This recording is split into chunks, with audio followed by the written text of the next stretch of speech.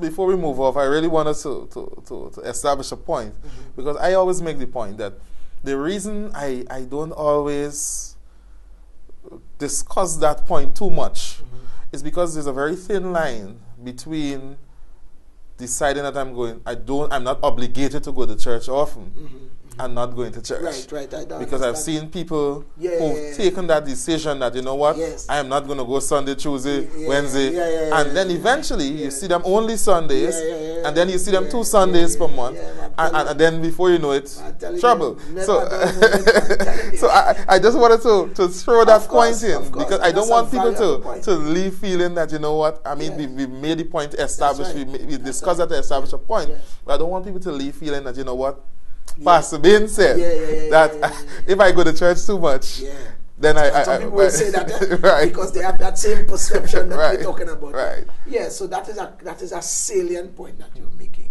right? And again, it really has to do with people, and people will form views and concepts long before you even get to them. In other words, sometimes they come to you and say, Pastor, I want to ask you about this. But really and truly, they just really come for you to agree with an opinion, with something that they have agreed with already. They have come to a conclusion about already. You understand? So there is need for that balance, and we always fall down. That is one of the major sins of the church fraternity, is not being able to hit the balance regular enough. Right. You understand? To consistently aspire to be a balanced organization. That is one of our challenges. So sometimes we have these different bouts of change in emphasis. So there would be a season when the emphasis could be on, all right, we're teaching this thing, kingdom principles, and everybody swing that way. And then you have an imbalance. Nobody want to teach nothing else. You understand what I'm saying? You might go to another environment that requires a different message, but you don't adjust it because this is what is happening now. Right. And there is a lack of situational sensitivity, you know, to treat with some of these issues. But the church is a fluid organism. It's constantly moving, and you have to really be on your sharps. You know, you can't. This ain't no time to be dull. You can't. You really wouldn't last. You wouldn't make any impact. You have to be on top of your game. You have to understand what's taking place in your environment, both physically, spiritually, and so on. You have to be abreast of what's taking place in order to be the kind of pastor that you need to be in these times. I wanna put it a little bit more in terms of bringing it into context of what we're really discussing in terms of the role. We leave the church environment, we go to work, we do in business. How are we supposed to be relating with each other? Should there be a difference between how Christians relate to each other as opposed to how you relate with somebody who is not saved, who hasn't accepted Christ? Well, I mean, you will find yourself sometimes in some awkward situations. You cannot expect Christian behavior from non-Christian people. Right. I think that is an unrealistic expectation. I mean, and there are still a lot of people that are non-Christian who have, you know what I have discovered, Cordell, is depends on how you live your life, respect comes to you, you know. Right. You understand? I mean, I am a pastor. Sometimes I'm in the midst of parliamentary colleagues and so on, and you know, or in any other area for that matter. And men may be carrying on a particular conversation, and then they say, the pastor here, we can't continue that conversation. Or, you know, there may be obscenities that are which is a normal part of their dialogue and their conversation without me being present. Right. You understand? So they will go ahead talking, and then somebody will say, nah, we can't, you know, because the pastor is here. Or in different forums, you are treated with a certain level of respect because of what people know what you stand for. Right. There's a certain expectation that people have of you. You understand? And you know, a thing I say, and this is why when you make mistakes, people are very critical of you too, because spots always show up more on white, you know. I'm telling you. It's a tough call, but you have to just live your life, man. You have to live out the principles that you've been gleaning in the church environment. You know, you're not going to shy away and don't want to be involved, because you cannot reach people who you offend. If you don't mingle with people and don't talk with people and so on, you won't have any kind of meaningful discussion with them, really. You understand? understand? It's not to say that you agree with everything that they are saying and everything that they may be engaging. I mean, it just has something that I just would not do. The places I just would not go. You understand? But wherever I choose to go, even now as a public official, I go there with a knowledge. I am a Christian. I'm not going to change that.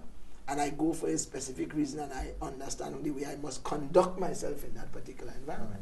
Because, I mean, the two other angles that I want to throw into the mix, one really has to do in terms of being able to assist each other as Christians. So if you need a helping hand, you recognize this is my brother, this is my sister in Christ. Yes. I have a responsibility to see how much I can help. Right. I tell people that as a businessman sometimes when I interact with Christians, I can't draw a distinction really between the Christians and the non-Christians in terms of whatever help I get, because sometimes the non-Christians help you more than the Christians, and Christians know. And I believe from the time you recognize that this is a brother, this is a sister in Christ, there should be that spiritual connection. What can I do? I'm not saying you should do anything illegal or whatever to help the individual, but I'm saying whatever's in your level that you can do to assist to make the life better, make life easier for that individual that you have a responsibility of doing. I mean, the thing about it, even in this context of the political context, I mean, for the most part, politics has to do with sameness of interests. Right. There are various interest groups, whether they be political entities, ethnic groups, social groups, whatever, cliques and whatever, groups.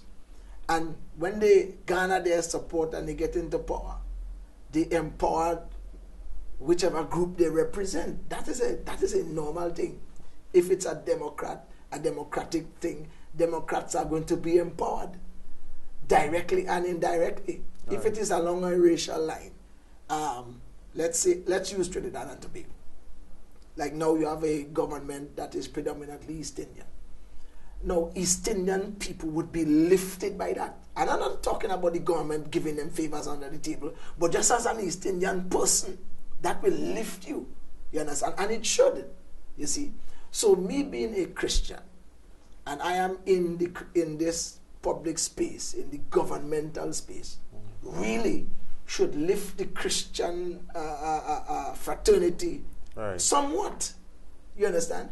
I may not be the best political candidate. In other words, I may not have a degree in political science, and I may not be politically savvy as one that may be the best representative of the Christian fraternity, but I certainly can motivate somebody to be. And you're there now. Exactly. So I may well be. And of course, my pastor friend, Pastor Roger Samuels, is there also. Okay. We may well be pioneers, You understand? Pioneers, Christian people sitting down in the living room, sitting down, seeing us in the parliament and trying to make contribution and saying, but I am qualified and I'm sure I could do a good job. What we're really trying to do is to get people involved and get people in this space. You understand? We are the light of the world, which includes the politics. We are the light of the age, the systems. That mean education, it means the social space, it means the governance space, it means the political space. That's what it means. We are supposed to be in there. We're supposed to have a seat at the table. Right? So that just as the other interest groups, whether they be political, ethnic, whichever, right, they would be informing their interest groups that there are these services that government provides, and you can access these services. They are legal and all of that. As a Christian man, I am representing the Christian fraternity. Yes, I am in the vehicle of a political organization. I understand my responsibility there, and I have a responsibility and will keep that responsibility. But in addition to that, I also represent another constituency, which is the Christian community, unofficially. Right. You understand? But I am hoping that my presence there, I would be able to glean information and ideas, and so that I can share that with the Christian community that, listen, there are these services available from a governmental level, right, that are in accordance with the precepts that run these countries, run this country. It's not illegal or anything on the table. These are things that the church can benefit from. it is my responsibility to try and find that out and to relay that information so that we can all, come up together. And that is the point. And that really is my driving force. Pioneers a lot of times end up with the arrows in their back, Yeah, I know. Because I wanted to, we have less than 10 minutes. Actually, we just have about 5 minutes left. How difficult is this in terms of allowing people to understand that, it's okay for Christians to be in politics. Yeah. We're not telling you what side you should be on, which party you should choose. It's okay. Get involved. Yes. Get involved. Get active. Yes. Get to the top. Be the leader. Right. So be. And go for how tough is that to really make that point? Christian people on both sides. Human beings need balance, man. There is need for Christian people on both sides. Excuse me. I think the problem I am having is that some people think that Christians should only be on a particular side. Okay. And that is always a difficulty because you run the risk of trying to be God there now. You understand? But there is need for more. How else? How else are we we have clamored and made all kind of statements that we want to be involved in governance. We want to be a part of decision making, and we tired of some of the things that have been done and said and done. You can't change anything from standing on the outside looking and talking about it. You understand? There are some of us that will pray, yes, but there are some people that have the political ilk. They have the ability and so on. And you have to motivate them to get involved. Part of the reason why we have this tremendous deficit is because church has preached against it for years. And it is enshrined in church culture that,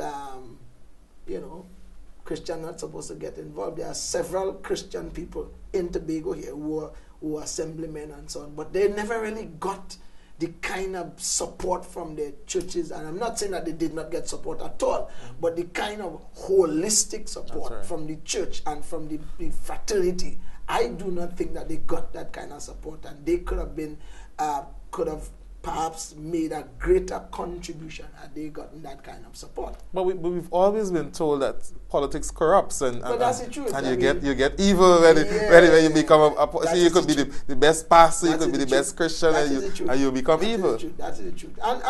And I guess, and a lot of times people say the numbers speak for themselves too. Right. People don't say that in a vacuum. There is evidence to support that. So that is that thing. But you have to keep trying. You can't just throw up your hand and say, I ain't going to get involved because of that.